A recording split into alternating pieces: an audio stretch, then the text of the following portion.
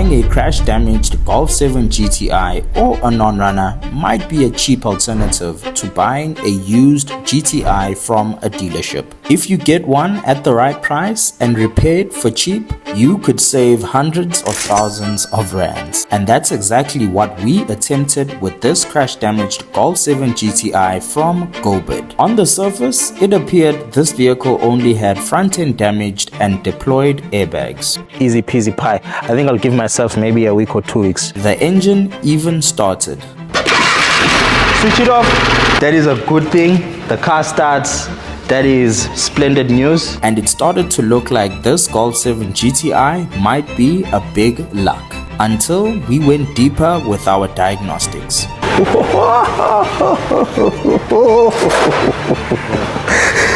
Yo, something is cracked. Lock is also cracked. Timing cover is torn as well. Engine needs to come out here. So we had to remove the engine and strip it down back to the bare block. And now we are going to rebuild this engine and get it started. I'm gonna try and start this thing again.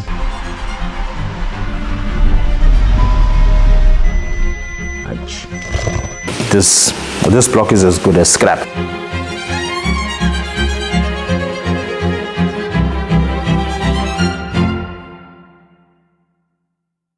Right, so we have made some progress on our Golf 7 GTI, and the progress is I found a block somewhere amongst the scrap in my workshop.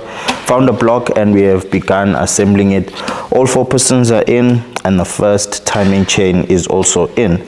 But one thing I've noticed right now is that we've got a seized pipe, those pipes that I told you guys about that are very difficult to take out. So we got one that is seized on here. So before we even go any further, what I want to do is I want to try and see if we can get it out. If we can't get it out, then this block is as good as scrap. So that's the first thing that we're going to be doing today. And apologies that I didn't show you how to put the pistons, but I'm going to show you in the next video. If you want to see as well, you can check the previous video where I rebuilt my Golf 7 GTI and the Porsche Macan as well. It's the same engine. So right now, what we have stuck is this right here.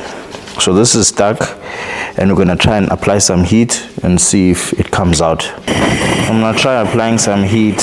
Don't know if it'll make it worse or make it better. But I've tried to hit it with a hammer. That didn't help. So we're gonna put some heat now. And this thing got a rubber seal inside, so that might melt onto the block, make it worse. But I suppose it can't get any worse than this. After applying some heat to this turbo pipe, it still wouldn't budge. I'm gonna attempt to try and knock it out again. Because last night I put some Q20 on it, thinking that, you know, when I come in the morning it'll just go poop out, but nah, it had other plans.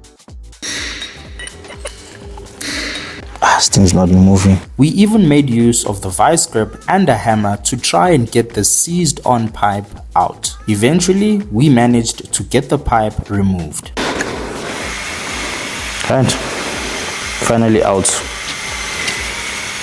Finally out. The seal must have been the culprit for here, so now we're going to clean it. Looks like we can use this block. So yeah, when they charge you big money to remove these turbo pipes, I think now you got the understanding of why. It's quite important to clean the block before installing anything to it to ensure that no contaminants go into the engine and cause unnecessary wear and tear. Removing contaminants and grime allows for proper assembly and accurate measurements and also optimal performance. As you can see, one of our technicians is helping us remove the silicone from the old cylinder head. Now that everything has been cleaned effectively, we can now prepare to put the cylinder head onto the block. Right, so we're gonna get the cylinder head installed. What I like to do first is just make sure everything is decontaminated first, just so that you don't have any like compression gas leaks, water leaks anywhere. So I've cleaned this multiple times. I first like to lube it, then clean it with brake parts cleaner, and then just blow. So yeah, also just have a rag, make sure your hands are clean. Just the small particles like small sand, if they sit on the surface of the block, it can create some big issues for you. Trust me, I've seen it a lot of times before. So it's the cylinder head gasket. It's just important to make sure that all of the holes, dowels align, just so that when you put on your head, you don't have an issue with the dipstick not going in. So this is how this one fits. Next is gonna be our cylinder head. So we're using our old cylinder head for this car, since there was nothing wrong with it. So the cylinder head as well, just make sure that the dowels sit nicely and you can't shake it from side to side.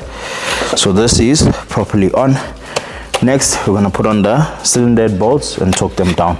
Always very important for us to clean the cylinder head bolts even if they are new, and lubricate them before we install them. So we're gonna put in our cylinder head bolts now. It's also very good to lubricate them up before you put them in, just so that they tighten up smoothly, they don't crack, because these are torque to yield bolts. So remember, you also don't reuse them. And in case you're also wondering why we're wearing this shirt, this is our new uniform that we're going to be doing our videos in. So it's got most of the companies that help us create content for you guys. So every single company that you see here is companies that contribute to us being able to make videos on a weekly basis for you. Gobert, Castrol, and then Don't Hate, Congratulate there. We've got our official thingy-mabob for it. Car Vertical, Mambo Repairs, and helping Mzansi people out. Remember to also check the website to see for our latest car giveaways. Right, so make sure you just always check that website so that you know as soon as we have a car that we are giving away, because it'll always now be a first come first serve. And as soon as we hit the 150k mark, 150k subs, we're going to be giving that car away to the guys that had a rollover for the previous competition. So just guess in the comments what type of car or what car you'd like to see us give away. Guess in the comments or give us a suggestion for our next free giveaway.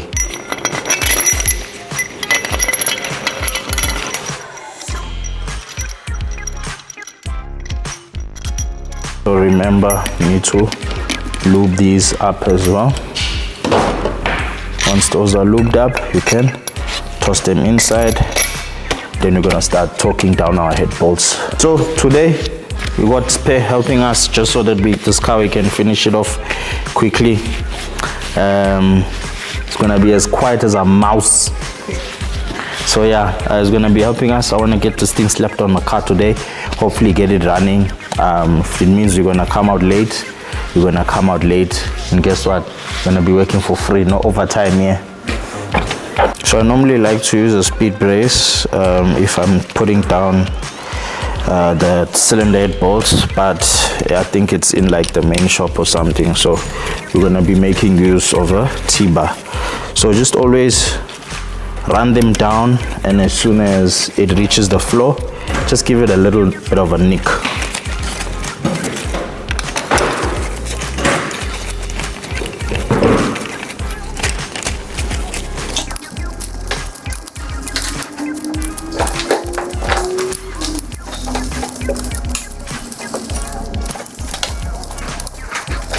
Now that we've put all the bolts down, we're going to start torquing it down. When we're torquing this down, we're going to do 40 Newton meters, then 290 degrees. So it's also very important to divide your 40 Newton meters by 2, not just go 40 Newton meters once. So you'll do a first 20, then do your second 20. So that's the first 20.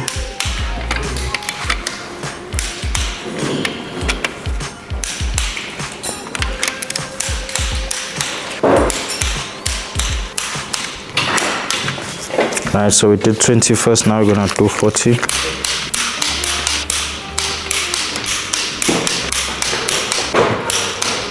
So when you are tightening the cylinder head as well, it's also very important to go in the sequence that the manufacturer recommends. Right, so it's 40 Newton meters now. Now it's time for 290s. So when I do the 290s, I don't use any fancy dial gauges. I just mark all of the bolts at 12 o'clock, so it'll be one straight line. And then I'll start torquing it down. I'll see it as soon as it's absolutely horizontal, then it'll be at 90 degrees. So I'll show you once I'm done marking all of them what it looks like.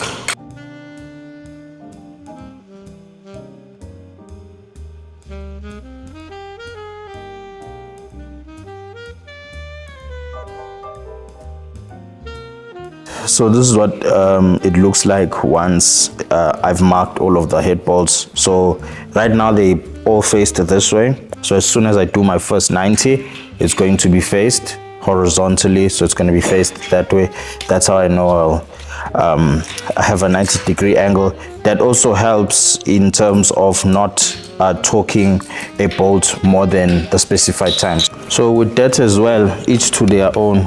You use what works for you. This is what has worked for me for the past years.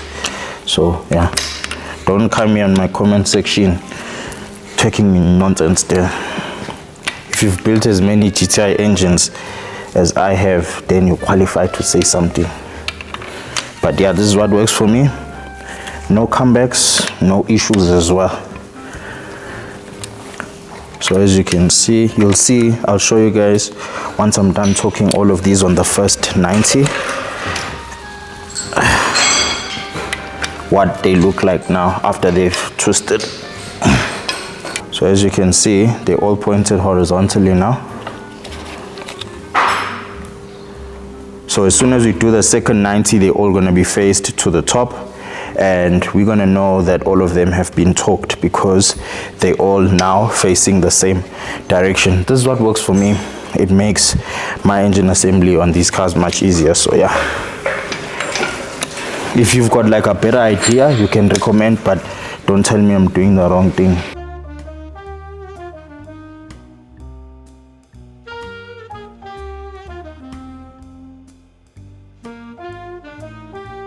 The second 90 is done, so the head bolts are now all tightened down. All we have to do now is tighten the Torxes on the side.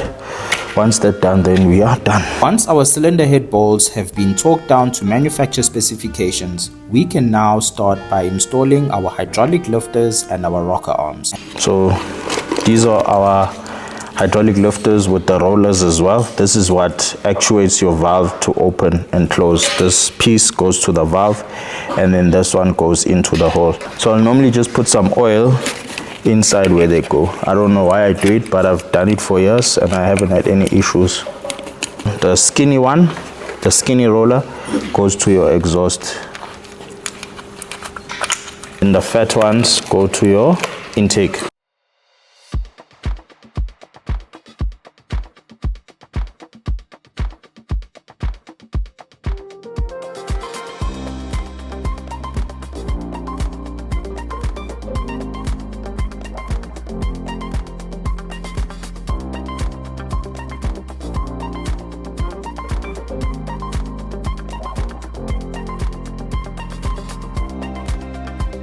All of our lifters are in now. Once all of your lifters are in, it should look a little something like this. Always ensure they're in position. And then move on to install the camshafts. We'll just decontaminate again.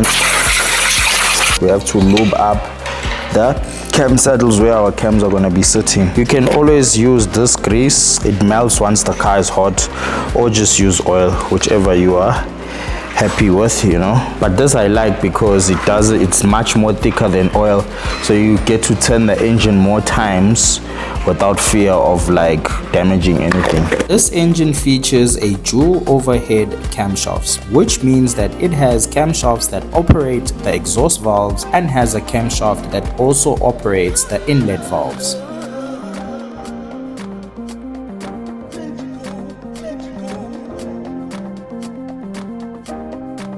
After installing the camshafts, we lubricated them so that they can turn much easily and don't cause any damage because of being dry. Next, the camshaft saddle. We're going to put sealant on our camshaft saddle. If ever you find oil on the plugs, the top of the plugs of your Golf 7, it's normally because of this here. This wasn't probably sealed properly, or the seal over here is now like gone kaput, you know, it's finished. Put too much of silicone over here, just enough. You put too much of silicone, when you close up, what happens is when it squishes, some of it goes on the inside, some of it goes on the outside. The one sometimes that goes on the inside goes in the engine, and then it clogs up stuff, oil galleries and stuff. Then you have endless issues. It is impossible to start working on the timing without installing the camshaft saddle.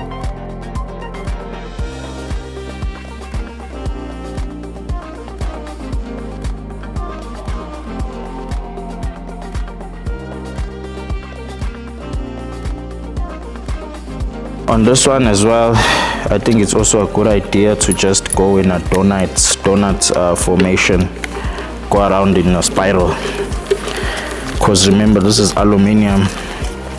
You don't want to start like from one side and go, because it's gonna like lift up on one side.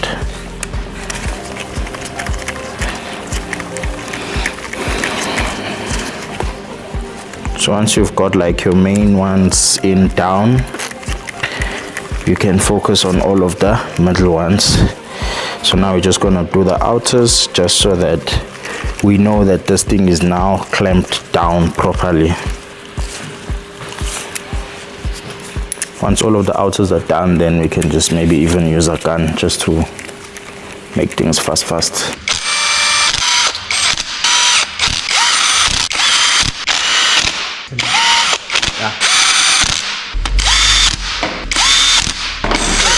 So once the camshaft saddle was in, we could start working on the timing chain. So now we're gonna put on our timing chain.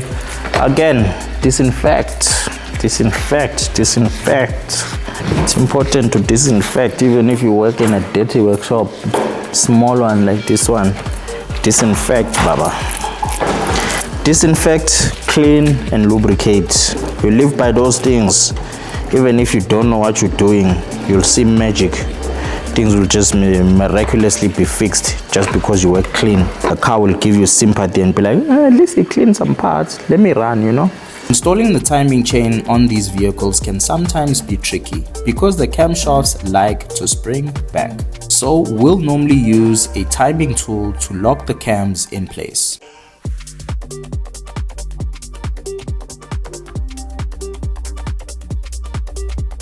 So the most important thing is to just line up the marks. That's quite easy. You don't even need these locking tools. It just makes the whole process a lot more easier. So having this as well to lock the tensioner also helps a lot. Right, since our timing chain is on now, we're just gonna put on the cam bridge, and then we're gonna turn the car the engine at least like 20 times to ensure it's not catching anywhere or we don't hear any funny noises. So we're gonna turn it 20 times because we put enough lube in there. So let's decontaminate. These are a little bit of a anna to put in.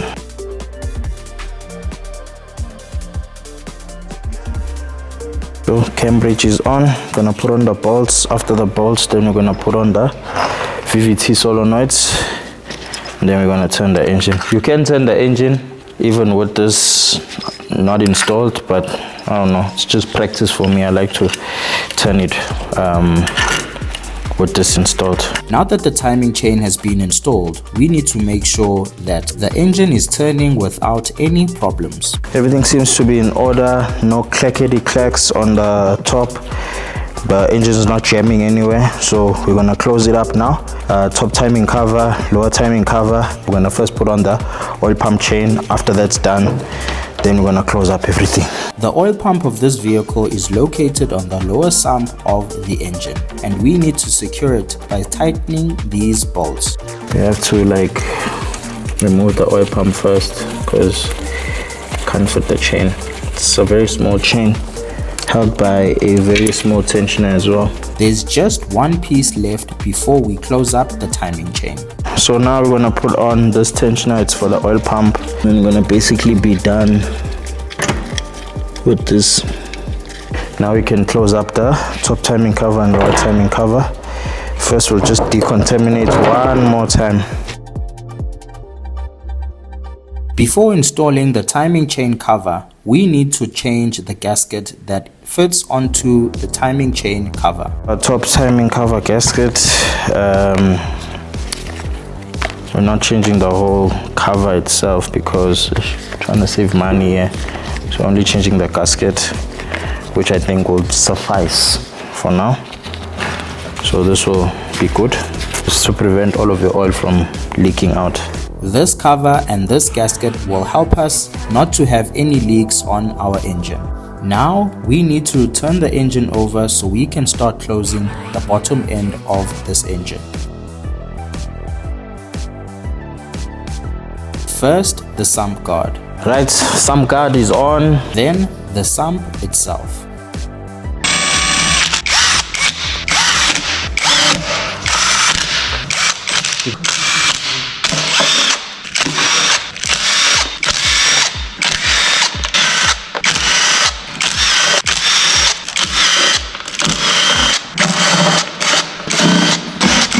And now it's time to put on the lower timing cover. Since the lower timing cover does not come with the gasket, we need to apply silicone to the cover. Once the silicone has been applied carefully onto the cover, we can now place the cover onto the engine and screw it on to manufacturer specification. Timing cover is now on. So you're just gonna put on the crank pulley, just you know we're done one time. After installing the crank pulley bolt, I needed to make sure that the engine could still turn. Yeah, pulley looks straight, everything looks good. Right, since all of this is like basically done, we're gonna work this thing rainbow style. I like to call it rainbow style because we're gonna start from this side all the way to the exhaust side. So we're gonna work our way from the bottom, so that's your water pump, oil cooler, etc, etc. Right, let's get it done. Now we need to turn the engine so we can work comfortably on the intake side of the engine. Let's get the oil cooler housing installed. So this is the oil cooler housing, brand new second hand, because the other one that which is the old one was cracked and damaged. Check it there. So it's broken on the mounting points where, like, I think alternators and compressors mount. It's broken there. It's broken where the oil switch also sits there. So it's broken on a lot of places. So lucky for me, I'm a parts hub when it comes to engines for GTIs, Golf 7s to be precise. So you got 1-2 couple parts lying around.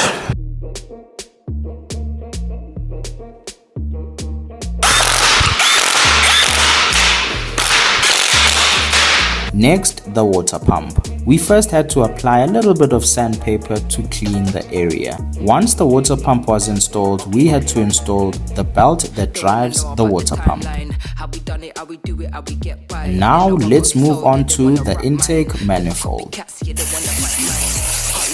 Before installing the intake manifold, we had to first put in the injector rail. Now we can put on the intake manifold. Next, the water pump cover. The engine is really coming along. Now let's install the high pressure fuel pump.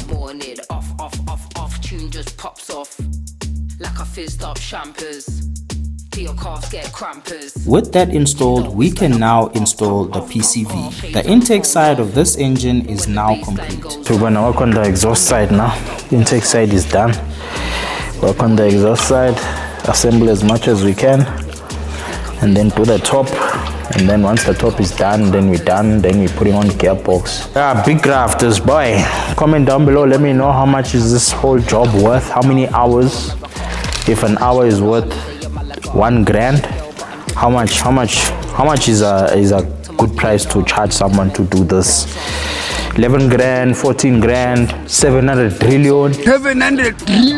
Let's start with the exhaust side. We began with these pipes for the turbo. So now we're taking off the pipe that we had an issue with on that old block. So you're gonna try to save it. This pipe, you can only get it from the agents. And guess how much it costs? 700 trillion. We took it out properly, and you can see we managed to put it on. So the next guy that's going to be working on this car is not going to have an issue like I had, because somebody with brains installed this. And then we prepared to install the turbo.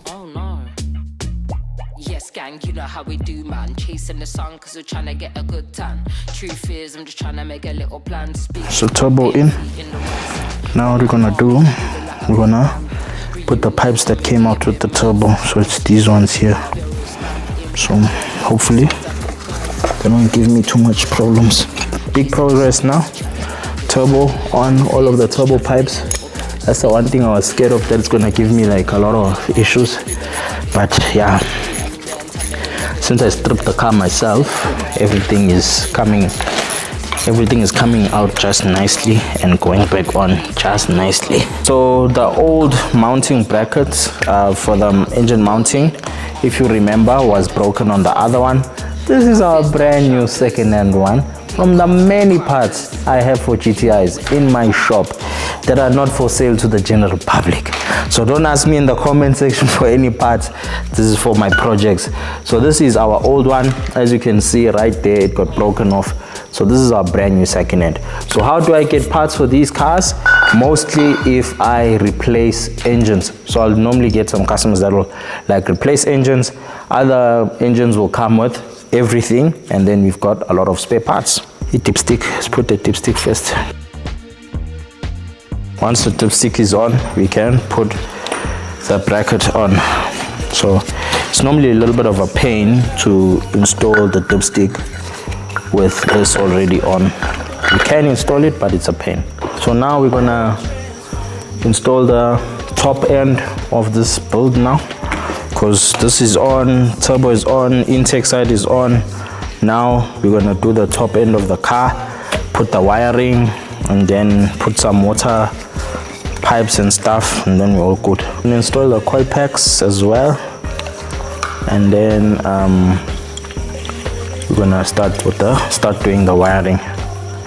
So the coil packs as well, I like to just grease them up a little bit on the tops, just so that when you are taking them out, this normally gets brittle over time, and then as it goes brittle, it just like breaks off when you're taking them out. So I just always work and think about the other guy, you know. So I always think for the next mechanic, even though everything I get is bad. Next mechanic's gonna be happy to work on those things. I'm like, ooh, so easy. Ooh, so easy. Everything's gonna be easy. I know it's a lot of work that we put in here now. Now the coolant pipes. We can now start installing the engine wiring harness. Once you start seeing these babies, you must know game over. We have a few components left, like the alternator.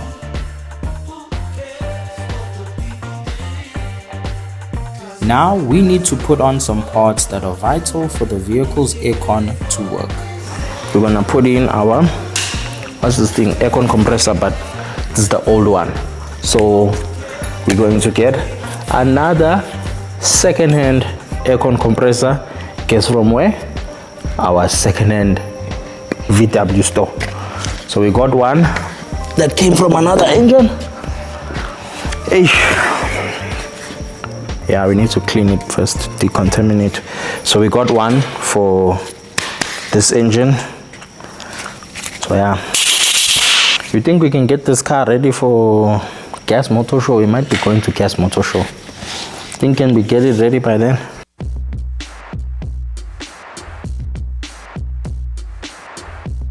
Followed by many more pipes and wires. My technician and I worked tirelessly to get these pipes installed in the correct positions and the wiring installed in their rightful sensors. The engine is now complete. Right, engine assembly is done. Now we're just gonna move the engine from the engine stand, and then we are going to put on the box, put on a flywheel, and then we're gonna mount the engine onto the vehicle, engine and box, and then we're gonna see if it runs. Will she run?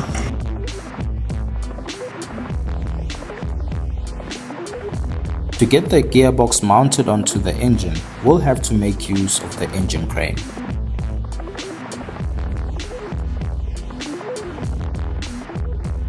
we successfully managed to remove the engine from the engine stand. To install the gearbox, we'll first need to attach the flywheel. But before we can even start to attach the flywheel, we have to install the rear main seal. Right, now that the rear main seal is on, and then the spacer is also on, time to put on our flywheel. This thing, I can never get used to how heavy it is.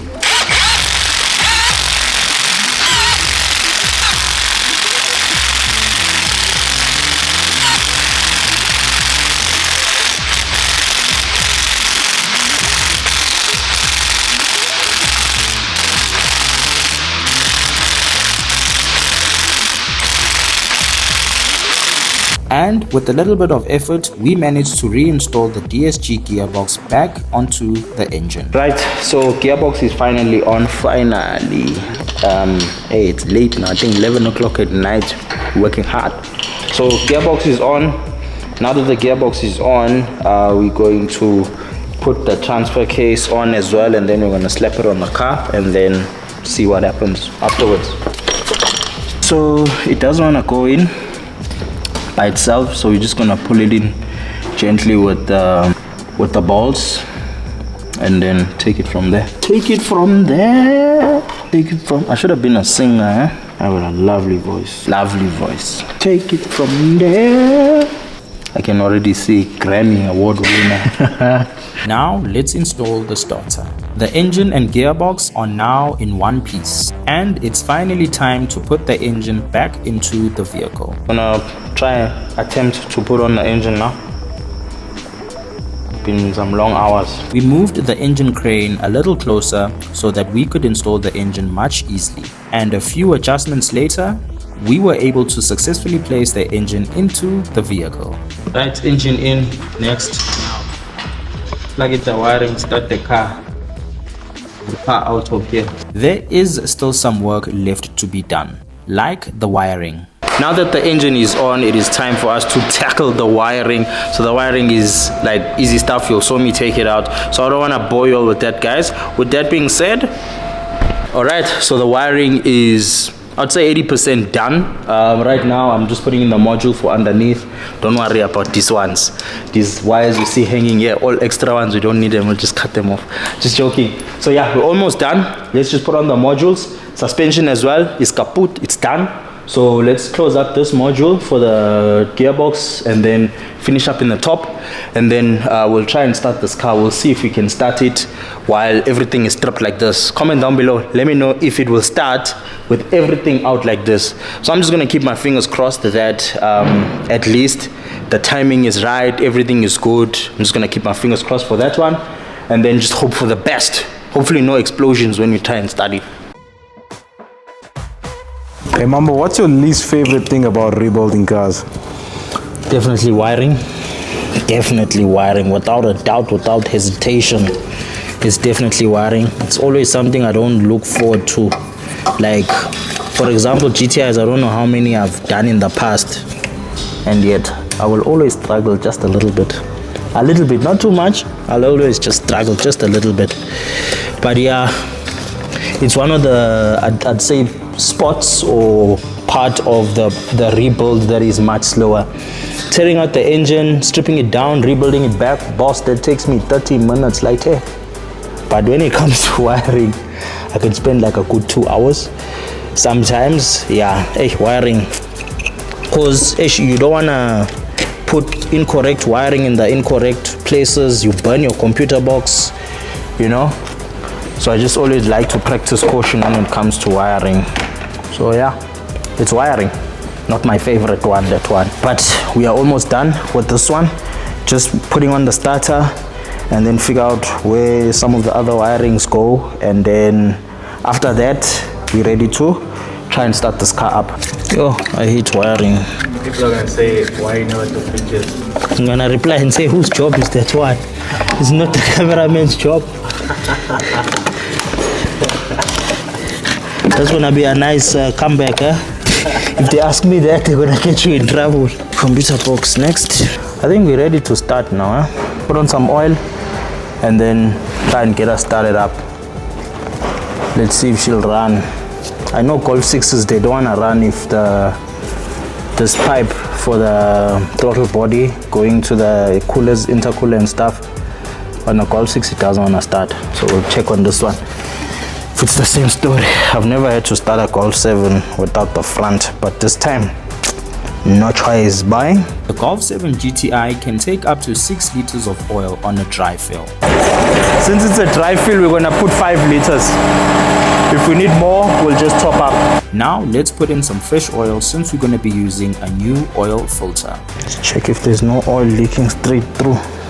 Okay, that's good. Last time when we put oil in this car, just went straight through, and that was because of the hole in the block. So now we've got no hole in the block because we replaced the block, replaced the timing covers that were broken, basically did a big graph on this car.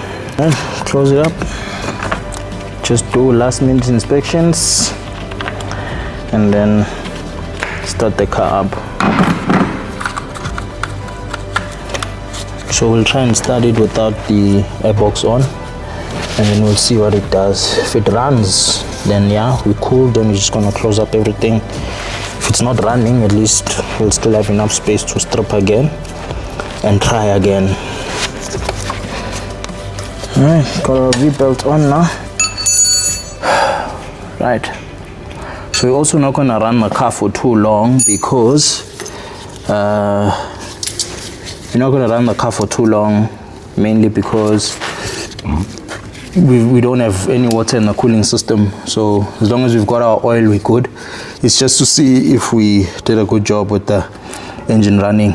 And then yeah, tomorrow, which is going to be the next video for you guys, we're going to be doing some panel beating, straightening this out, putting on the crash bar, making sure everything aligns properly, putting on the radiator, the intercoolers, alles, and then making sure that the car is perfect. So it's basically going to be done on the engine side and the exterior side, because we even have a new bonnet. So we're going to get that installed black. It's not even painted as yet, so everything's going to be black, but it's fine because I just want the car in a complete state so that we can focus on doing our airbags, doing the windscreen, and then once all of that is done, we can most probably like drive it to the panel beater and get the car painted and sorted out. All right, comment down below if you'd like to collaborate and feature on Mambo Repairs and get the notice that your business deserves. Right, so if you remember from the last video, I had an issue with our start button. It was sticky. It being sticky, it was very hard to switch off the engine. Hopefully we can get the engine switched off in time if there is something wrong. So this time around I'll start it myself. Right, so I'll just tighten this up just a little bit and then try and get this car started. Now the big question is, will she start? Right, so we're gonna see now. I'm just jumping in the car. I don't know even where the key for this car is, so it looks like I got the key here. Got the key here, and then this is our start button that was faulty, and then yeah, our cluster, everything. So let's try and firstly get the car switched on. All right, let's get that done. Yeah, so no key in range, so the battery of this thing sucks. The key is right here, but it's saying no key in range. So if it says that, you just have to put the key right there and then attempt to try and start this car. Okay, so it's switching on. Now I'm gonna try and start it up. So I think it's gonna crank 1-2 couple of times because it's gonna need to pick up the oil pressure and the fuel pressure, but let's see.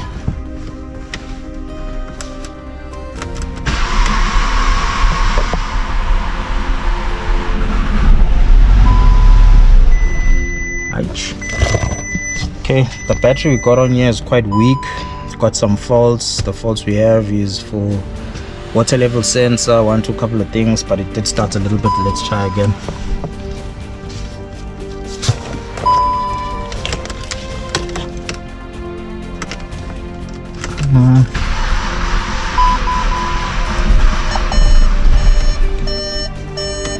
This battery is letting me down. Let's get another battery. Right, time for round 2. Gonna try and start this thing again. Right, I'm starting. Right, so we made a plan. We hung the key there. Yeah, so let's switch it on again. Okay, it's on. Let's swing it. We've got a good battery on there now. Let's try and start it up.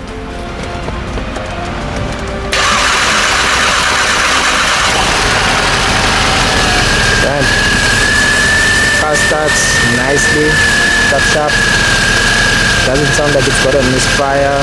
It's got a lot of faults because we still need to put on a lot of stuff. Yeah. Okay, so we don't have a misfire. I thought we had a misfire.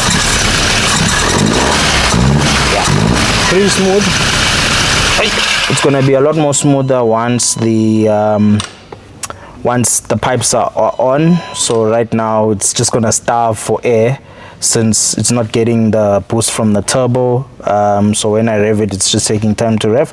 Otherwise, I think the engine is running smooth. Everything is laka, everything is amnandi. So our Golf 7 GTI is finally running, and that's all thanks to Car Vertical. Car Vertical made this repair a lot more easier because it showed me everything I wanted to know, and that is including the vehicle's history and the repair estimate of what is wrong with the vehicle and where the damage is. So Car Vertical is a very user-friendly platform. For example, I've got this Golf 7 GTI that I just checked on Car Vertical.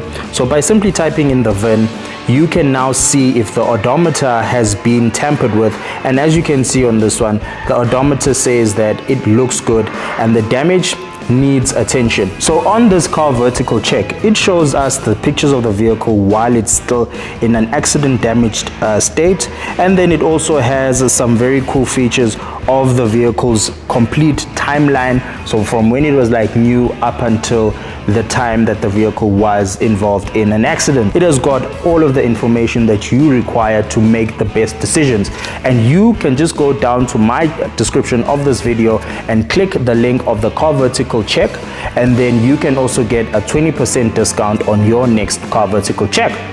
Don't go. I'm starting again. Okay.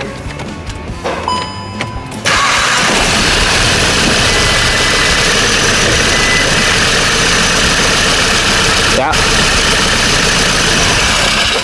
Alright, cool. Is there no oil on the floor? Nothing, no oil. No oil on the floor. Yeah. Alright, so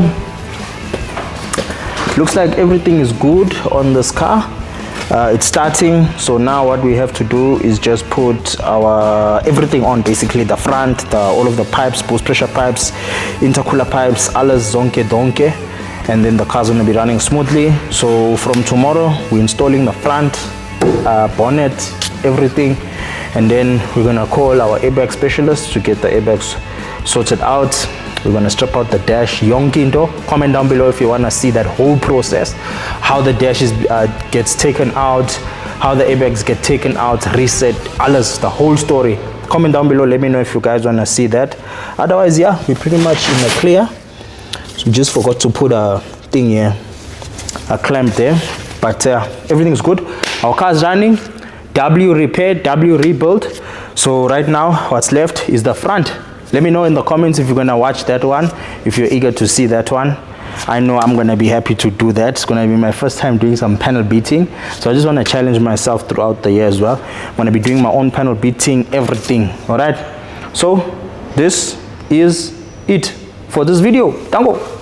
And that brings us to the end of this video.